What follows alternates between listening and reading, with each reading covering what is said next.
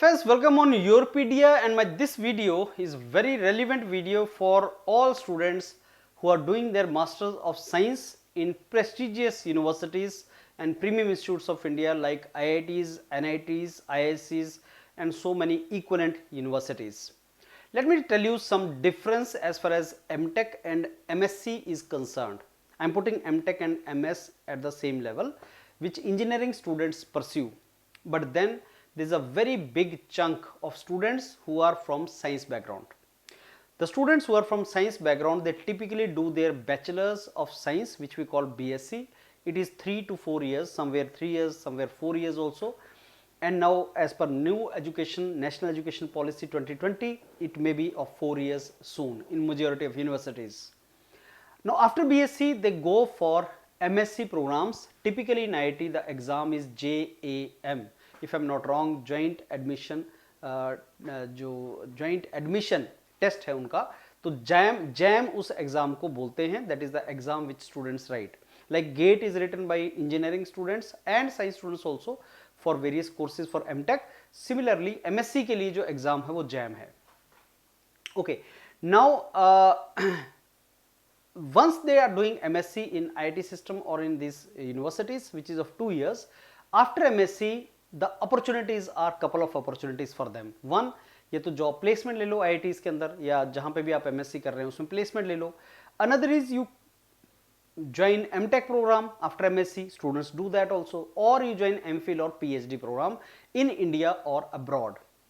Now when I was comparing the placement scenario in IITs, and I'll tell you about the IIT Bombay, IIT Kanpur, IIT Madras, old IITs also, the placement is going very low. Conventionally MSc के बाद placement उतना अच्छा नहीं होता जितना MTech के बाद placement या MS के बाद प्लेसमेंट होता है in typical IIT system and good colleges. So जो MSc वाला स्टूडेंट है उसकी जो स्वॉट एनालिसिस अगर किया जाए, स्ट्रेंथ वीकनेसेस, कहाँ पे उसको अच्छा अपॉर्चुनिटी है, कहाँ पे उसको अच्छा अपॉर्चुनिटी नहीं है, then what one thing I found is like MSc वाले स्टूडेंट्स को अब्रॉड में डायरेक्ट जो PhD fully funded PhD opportunities हैं वो आसानी से मिल जाती हैं. They get fully funded PhD easily compare to engineering MTech students. That is what I have observed and that is what I have found. Typically when one MSc student starts sending the mails to the professor for getting into PhD programs, then the reply which professor gives, the probability of getting good replies is more compared to MTech program. That means अगर आपने MSc किया है from top institute, premium institutes in India, the direct PhD fully not direct, I'll say MSc के बाद जो आपका fully funded PhD है वो एक बहुत अच्छी अपॉर्चुनिटी आपके पास है. Now the couple of countries where you can get very good scholarship which varies from $2,000 to $3,500 uniformly. I mean whether it is Europe or US, in terms of dollars this is the scholarship which you get in PhD. तो अच्छी universities आपकी US के अंदर हैं, Europe, Scandinavian countries and Australia. You can avoid Canada, UK, these kind of countries as of now, but still there are so many universities.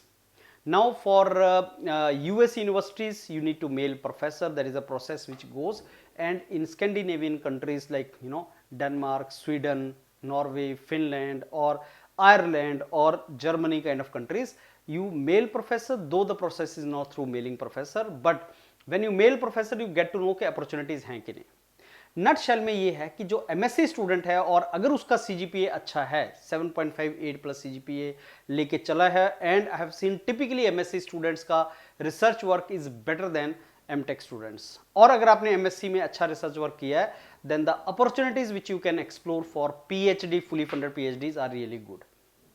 और अगर आप friends, अगर आप प्रीमियम इंस्टीट्यूट में MSc कर रहे हैं और फॉरेन में फुली फंडेड PhD की अपॉर्चुनिटीज देखने की ट्राई कर रहे हैं, तो मेरे इस वीडियो के साथ एक व्हाट्सएप ज्वाइन करने का लिंक लगा हुआ है. फ्री व्हाट्सएप ग्रुप है वो ऐसे सारे स्टूडेंट्स का which look for opportunities abroad, और उसमें डेली कोई ना कोई इनपुट और डेली कोई ना कोई उसमें आपको इन्फॉर्मेशन मिलती है, और जो स्टूडेंट्स बाहर के लिए ट्राई कर रहे हैं उनका गेट टुगेदर वहाँ पे होता है. तो you can join that WhatsApp group जिसका लिंक साथ में दिया हुआ है.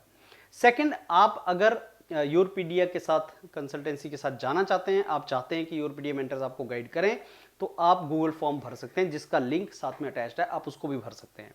Believe me friends, there are so many opportunities which are available in top global institutes, especially for science students, those who have done MSc. And this my जितने भी मैं videos बनाता हूँ, they are on the basis of my experience with my own students. So when I found that science students are getting better opportunities compared to engineering, and if you have MSc in IITs, you may not get very good placements, so you should explore the PhD opportunities abroad. Then I made this video, and also I have already made a video why doing PhD from abroad is better than doing PhD from India. Nothing against India, मैंने खुद India से ही PhD किया था, बाहर का option छोड़ के, but opportunities are certainly better. Career के हिसाब से अपॉर्चुनिटीज आर बेटर. तो अगर आप करियर के हिसाब से देख रहे हैं कि मेरे को अच्छा जॉब करना है, मेरे को एकेडमिक करियर परस्यू करना है, मेरे को किसी अच्छी इंस्टीट्यूट में टीचर लगना है, तो PhD abroad is certainly better option. So let's proceed ahead. And अगर आपको 1-to-1 डिस्कशन करना है, अपना केस डिस्कस करना है मेंटर्स के साथ, मेरे साथ, you can always do that. We are always open for that. So all the very best friends. So if you're MSc in any kind of things, you can proceed. Now to end up my this entire session, let me explain you a little bit. Let me tell you about this particular option which students explore. तो ये IIT Bombay का site है, और IIT Bombay में अगर आप देखोगे typically जो ऑप्शंस आपके पास हैं, जो ऑप्शंस आपके पास मिलती हैं IIT बॉम्बे में, these are, I'll explain to you. अगर आप JAM is Joint Admission Test जिसको बोलते हैं, एंड ये है 2 साल का MSc प्रोग्राम IIT बॉम्बे का. इसमें आप देखना ये डिपार्टमेंट्स हैं, और not only typical departments chemistry, physics and all.